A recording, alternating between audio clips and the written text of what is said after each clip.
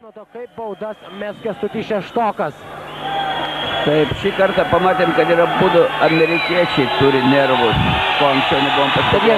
Ne robotai. Taip, o Žalgirio lietuviai tikrai laikosi kaip Žalgirio kautynėse.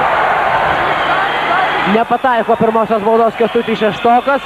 O tai jau galima sakyti apsimokėjo. Laimėjimas. Tai jau laimėjimas. Dabar visos galimybės. Antroji taikli ir 16 sekundžių. Paskutinė, galbūt paskutinė ir galbūt lemiama Plungės Olimpo komandos ataka. Kasgi imsis iniciatyvos? Pranskevičius po krepšiu. Pamestas kamuolys. 3 sekundės. Bruksas. Du taškai. Mindaugas Pranskevičius. Neįtikėtina, fantastiška antrojo kėlinio pabaiga. Jonas Kazlauskas aikštelės viduryje. Štai dabar jis diskutuoja su Romu Brazausku.